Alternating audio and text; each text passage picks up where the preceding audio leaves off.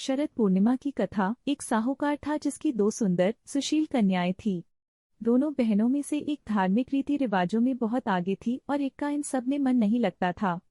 बड़ी बहन सभी रीति रिवाज मन लगाकर करती थी, पर छोटी आनाकानी करके करती थी। देखते ही देखते दोनों बहनें बड़ी हो गई और दोनों का विवाह हो गया। दोनों ही बहनें शरद पूर्णिमा का व्रत करती थी, लेकिन छोटी के सभी धार्मिक कार्य अधूरे ही होते थे। इसी कारण उसकी संतान जन्म लेने के कुछ दिन बाद मर जाती थी।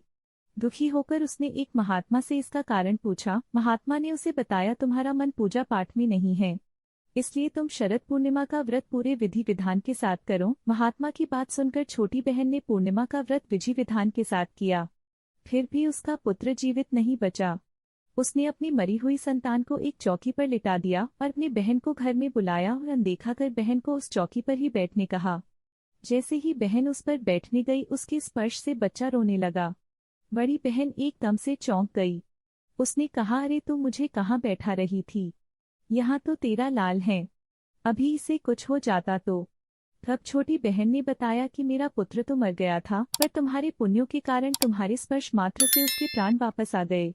उसके बाद से प्रतिवर्ष सभी गांव वासियों ने शरद पूर्णिमा का व्रत पूरे विधि विधान के साथ करना शुरू कर दिया।